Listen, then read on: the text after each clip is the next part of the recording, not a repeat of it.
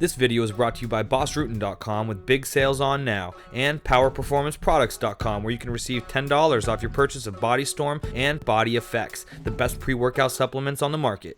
Spencer Lazara, MMAinterviews.tv, alongside Scott Coker. We had a big announcement today. What can you tell us about the details? I understand it's 6-8 fights over a year. Yeah, that's correct, and I think that the big fights are going to be the championship fights, and those will be on Saturday night from 7 o'clock Pacific, 10 p.m. Eastern. But now we're going to have the undercard fights all being aired on Showtime Extreme from 5 o'clock Pacific, 8 o'clock Eastern. And so it's basically 4 hours of MMA straight through. And I think the fans are going to get a lot for their money for tuning in on Showtime. Yeah. So what will happen to the challengers? Will there still be any challengers card, or now it's going to be all just a Strikeforce? Well, basically, the challengers events, as you know it, on Friday night at I think it was 8 o'clock Pacific, are not going to exist anymore. But basically, the same amount of hours of programming per year are still going to be the same. So the fans are still going to get to see their 32 hours of programming. It's just going to be formatted differently, all on the same day. So will a lot of those guys that were competing on the challengers kind of make the step up and get on those undercards? Yeah, I mean, here's the thing is that, the fighter roster we have, all the fighter contracts are going to be honored.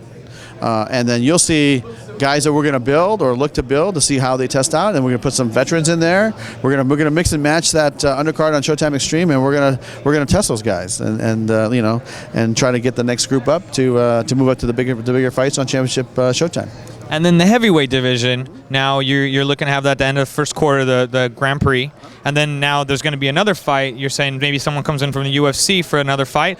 Why have that fight after the Grand Prix? Well, it's kind of, just to be clear, what's going to happen is we're going to have the tournament final between Daniel Cormier and Josh Barnett.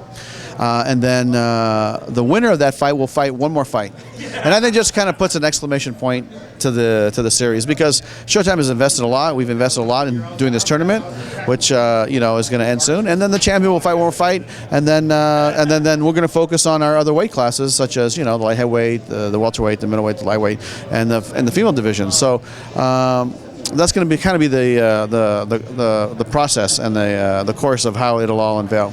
Do you expect maybe the guy who does come in for that after post-fight, the last heavyweight fight, to be someone who's very high level and a title contender, so that the winner of that fight maybe will kind of unify and will go to a title shot in the UFC? Well, you know what? It hasn't been determined, but that sure is a good idea. I'll bring it up in the meeting on Monday. So that's a fantastic idea. I mean, to me, it just hasn't been determined yet. I mean, this all went down in relatively quick fashion in the last 24 hours, and so we had to get together and huddle up and get together with Sean and Dana and everybody and talk about what would be the best for the company and best for the league to see who fights who, but it just hasn't been determined yet.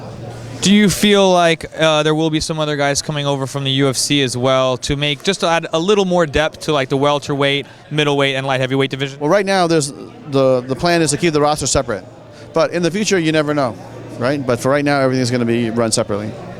And do you expect Gilbert now to be sort of a face of Strikeforce then moving forward, as he's supposed to stay? I'll tell you, Gilbert is one of the cornerstones of Strikeforce. And when I started the MMA program in 2006 with Strikeforce as a mixed martial arts company, Frank Shamrock was our main guy, and Kung Lee was just starting MMA at that time. But he had fought for me in his other style of martial arts fighting. And then we had Josh Thompson and then Gilbert Melendez. And I remember it was Javier Melendez has said to me from AK, that's the guy you got to sign. He's going to be the next champion. And I said, oh yeah, what's his name? He says, Gilbert Melendez. And I think he was fighting on Reed's show at that time. So I went down and watched the fight, and I said, all right, we want to offer you a contract. And you know what? To see him develop and build and become the champion, I mean, it's, I consider Gilbert a personal friend, and I'm proud of him. And he had to do it, I mean, I could have, hoped all I could, but he had to go out and fight those fights. And the way he dominated Aoki, dominated Kawajiri, beat Josh. I mean, he's done his part, and to me, he's the best lightweight in the world right now. That's how I feel. Actually, I have him ranked number 1 on my website as well. Thank you very much. So we're on agreement on that. What can you tell us about the women's divisions then? Will the 145 be kind of disbanded? And there was some talk about Cyborg maybe dropping to 135 and keeping all the competitors there. So did you hear Dana on the conference call today? I did. He goes, they're going to be 135 pounds, and then there's going to be Chris Cyborg. Yeah. So that's what he said. But you know what? In seriousness, we're going to go find the best female fighters at 145. And Miesha Tate's our champion at 135. And we're going to put her in some tough tests here up ahead. And I know that people want to see the Ronda fight with Miesha. I personally want to see it too. And that fight will happen when it's ready. But Cyborg wants to drop down. Personally, I don't know if she can make the weight. But if she can, she's going to be a threat. But I know that Ronda told me, look, I want to go fight these fights at 35, and then I want to go fight Cyborg at 45. So Ronda is ducking no one as well. So it just proves to you, look, if we had Gina, she was like our female, the face of female MMA for a long time, and now she's doing well in her film career. And I believe personally she'll be back when she's ready.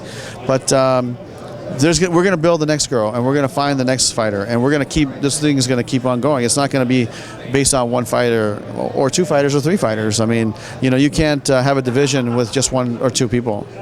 Who might be next in line then to fight Gilbert if he gets the win, assuming he gets the win over Jorge? Yeah, I mean, right now, Jorge's, you're assuming that he's going to win. I mean, right? I think that Jorge poses a lot of problems for Gilbert. Not just, standing up, but on the ground, and complete fighter from top to bottom as a mixed martial artist. Jorge is a dangerous fighter. And I think that Gilbert has to bring his A game. And if he doesn't, then it could be a problem. So to me, I always like to, let's see what happens with this fight, and then we can go from there. But, to me, I think if Josh wins another fight, they should have that trilogy, In the meantime, Sean's going to keep bringing in other guys, and we're going to keep filling our weight classes, or we're going to promote to find the best fights out there for Gil. And the Tyron Woodley bout with Jordan Meehan. Now, how come that wasn't for a title? And do you expect then the next fight between another contender and the winner of that fight to be for the title?